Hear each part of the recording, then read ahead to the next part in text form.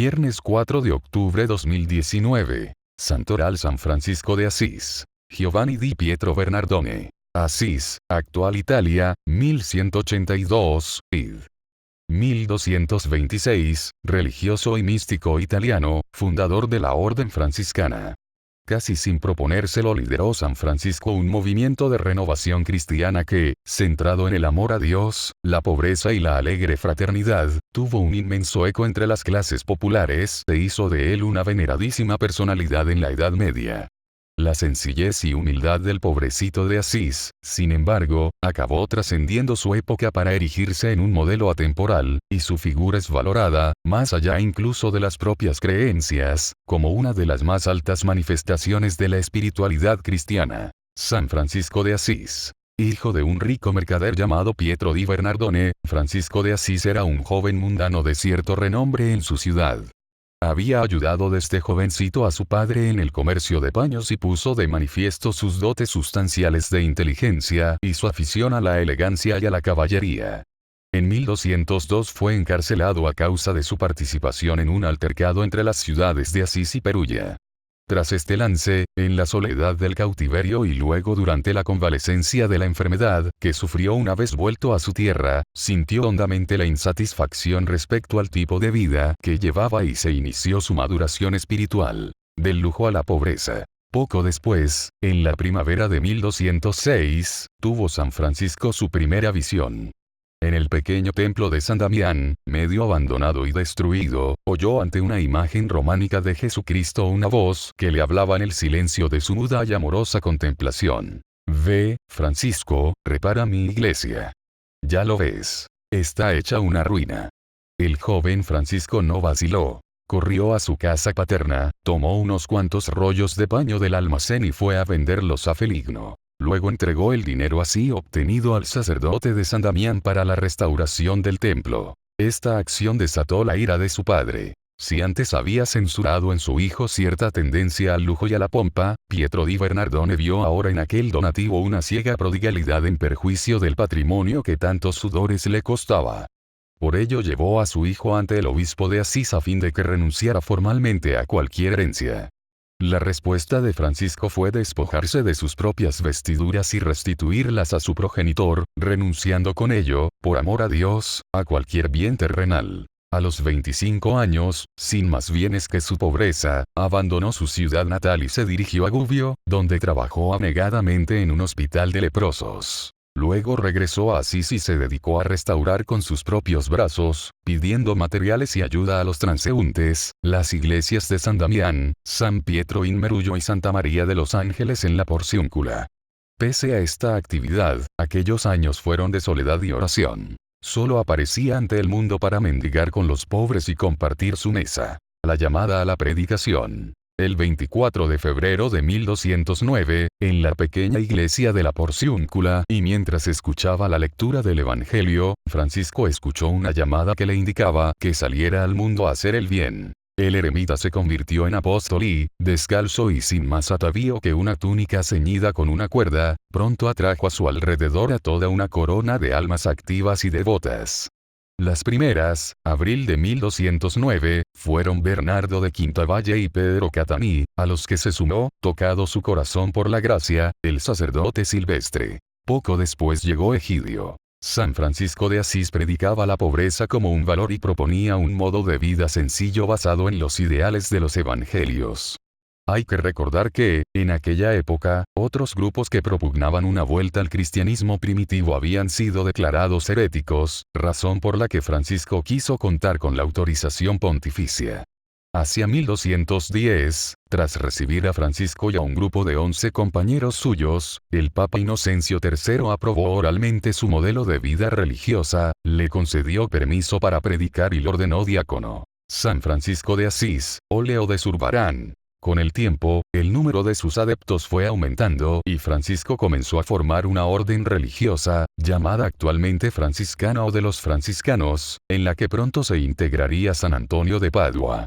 Además, con la colaboración de Santa Clara, fundó la rama femenina de la orden, las Damas Pobres, más conocidas como las Clarisas. Años después, en 1221, se crearía la Orden Tercera con el fin de acoger a quienes no podían abandonar sus obligaciones familiares. Hacia 1215, la congregación franciscana se había ya extendido por Italia, Francia y España. Ese mismo año el Concilio de Letrán reconoció canónicamente la orden, llamada entonces de los Hermanos Menores. Por esos años trató San Francisco de llevar la evangelización más allá de las tierras cristianas, pero diversas circunstancias frustraron sus viajes a Siria y Marruecos. Finalmente, entre 1219 y 1220, posiblemente tras un encuentro con Santo Domingo de Guzmán, predicó en Siria y Egipto. Aunque no logró su conversión, el sultán Al-Kamil quedó tan impresionado que le permitió visitar los santos lugares. Últimos años. A su regreso, a petición del Papa Honorio III, compiló por escrito la regla franciscana, de la que redactó dos versiones, una en 1221 y otra más esquemática en 1223, aprobada ese mismo año por el Papa, y entregó la dirección de la comunidad a Pedro Catani.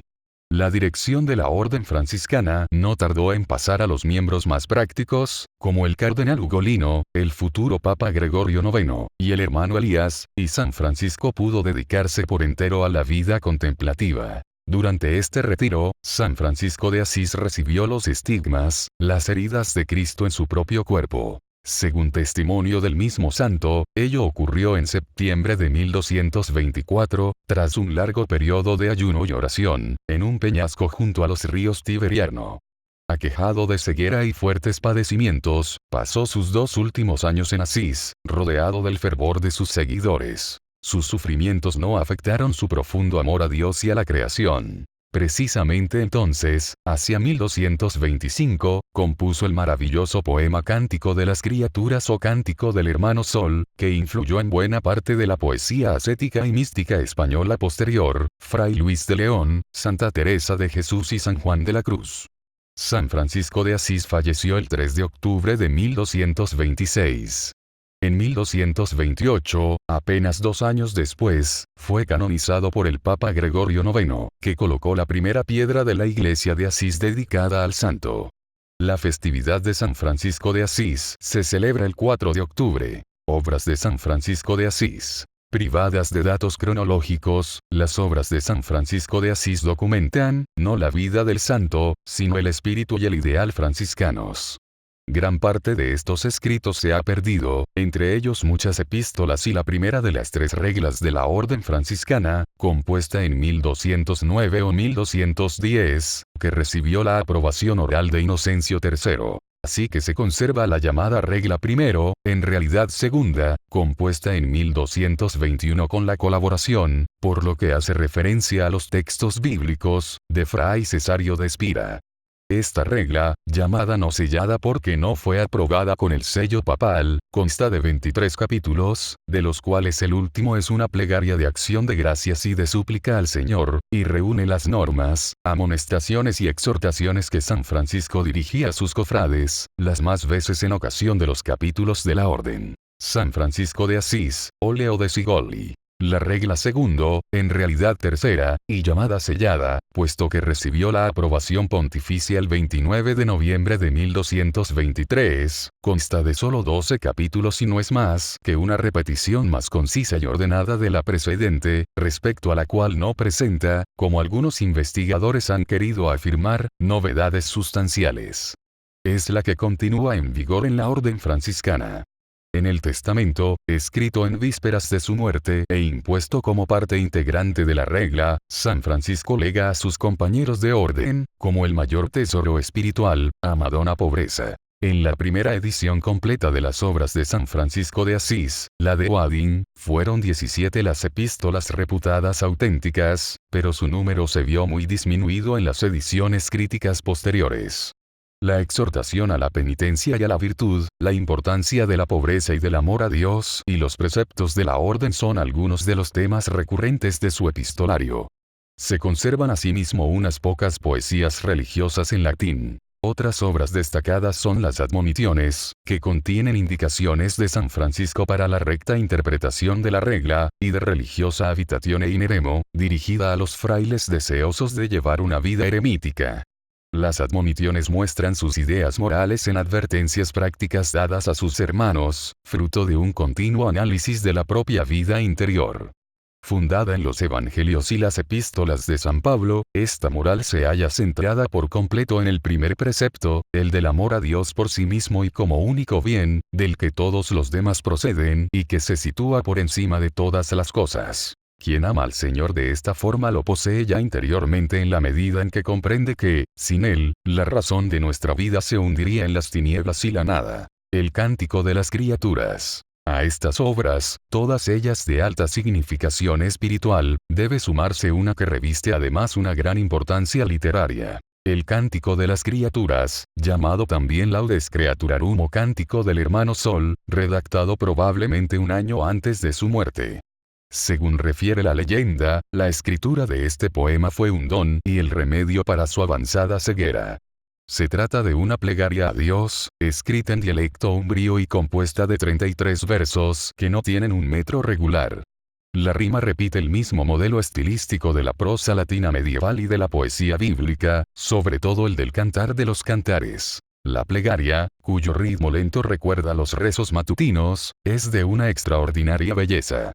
Comienza elogiando la grandeza de Dios y continúa con la belleza y la bondad del sol y los astros, a los que alaba como hermanos. Para la humildad del hombre reclama el perdón y la dignidad de la muerte. La maestría poética con que quedó expresado en esta composición el ideal franciscano tuvo importantes consecuencias literarias y religiosas. No hay que olvidar que su movimiento espiritual estaba formado en su mayor parte por gente del pueblo que utilizaba la lengua vulgar. Los cantos de esta multitud de seguidores que recorrían campos y villas se llamaron laudes, y luego fueron recogidos en los laudarios o libros de rezos de las cofradías de devotos.